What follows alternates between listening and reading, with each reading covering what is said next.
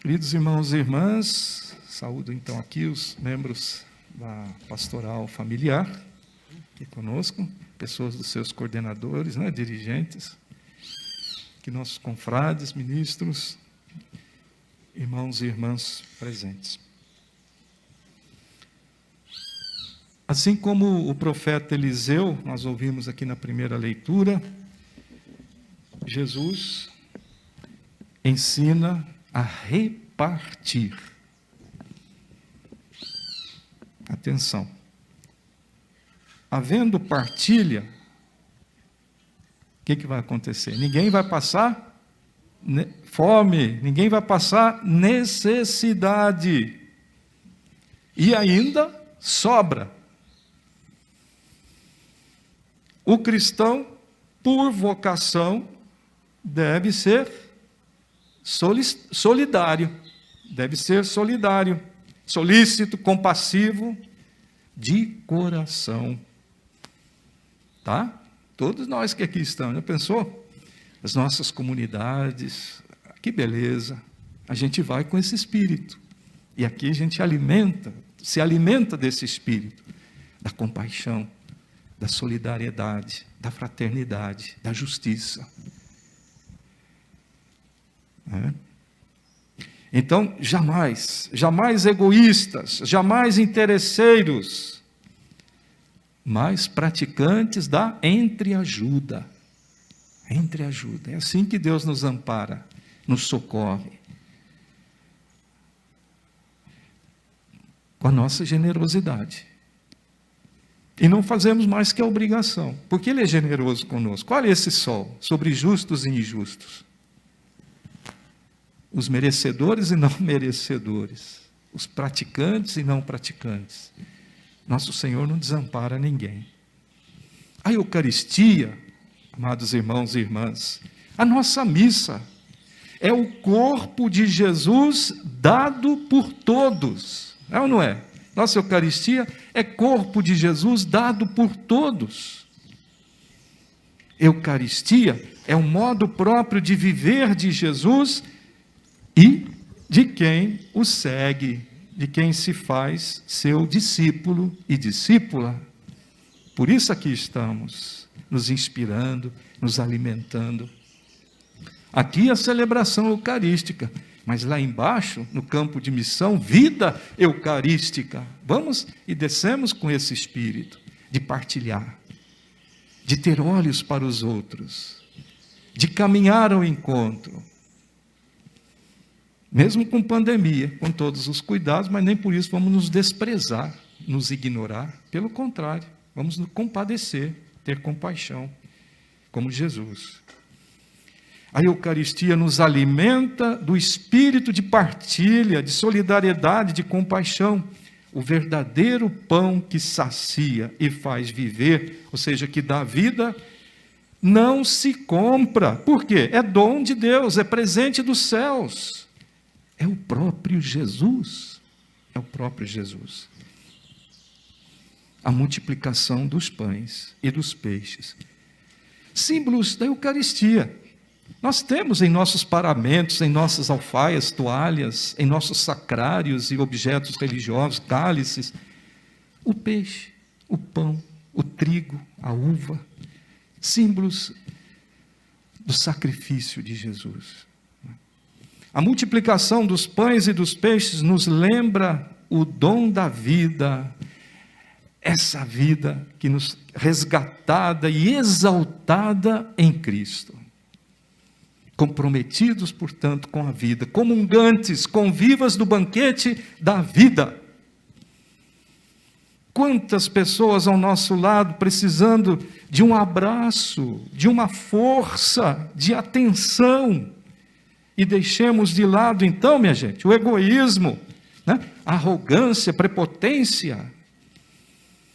Hoje é o primeiro dia mundial dos avós e dos idosos. 4º domingo de julho, 26, hoje 25, 25 hoje. 25 de julho, amanhã 26, São Joaquim Santana. E então este Dia Mundial dos Avós e Idosos instituído pelo nosso querido Papa Francisco, tão sensível, né? Tão humano. Então, a respeito do dia de hoje, Papa Francisco tem palavras maravilhosas. Eu tomo a liberdade aqui de trazer um resumo aqui para vocês, algumas palavras do Papa Francisco, partilhar aqui com vocês. Abre aspas, né?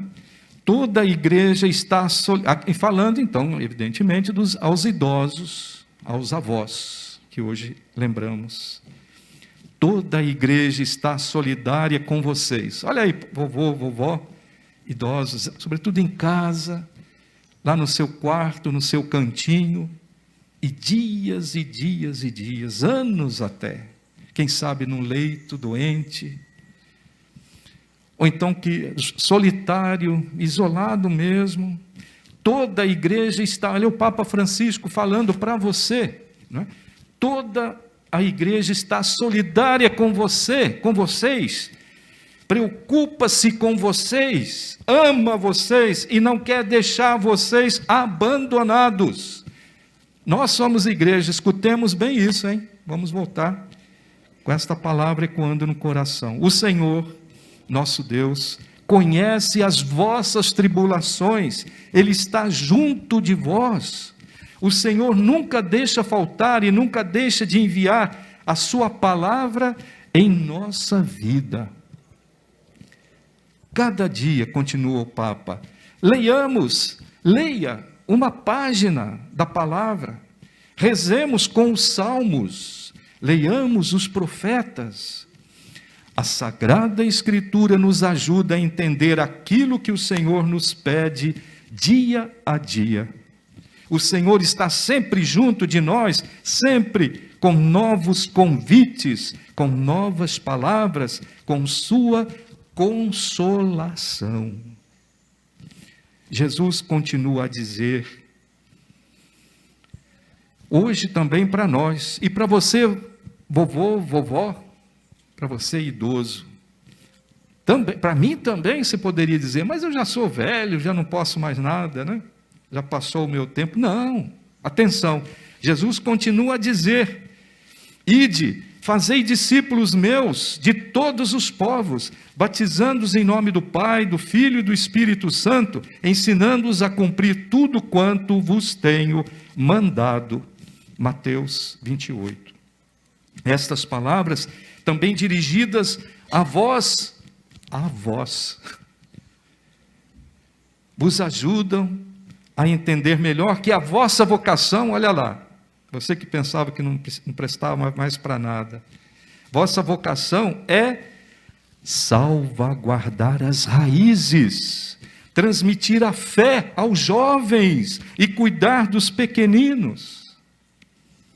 Não existe, atenção, não existe uma idade para aposentar-se da tarefa de anunciar o Evangelho, da tarefa de transmitir as tradições aos netos. Acrescento que as famílias, né?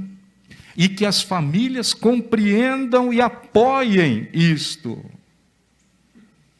Existe uma renovada vocação, eu diria, convocação também para ti, vovó, vovô.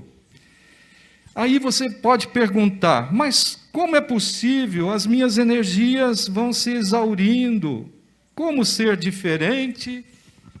Como ser diferente? O hábito se tornou a regra da minha existência. Como dedicar-me aos pobres se já tenho tantas preocupações com a minha família? Como alongar o meu olhar se não posso sequer sair de casa? Não é um fardo já demasiado pesado? O vovô, vovó ainda se perguntando, não é? Não é um fardo já demasiado pesado a minha solidão, o meu isolamento? Como pode E daí, vocês se lembram aqui, veja, quando Nicodemos chega para Jesus e pergunta, Nicodemos pergunta a Jesus, como pode um homem, ou seja, uma pessoa, nascer de novo sendo velho?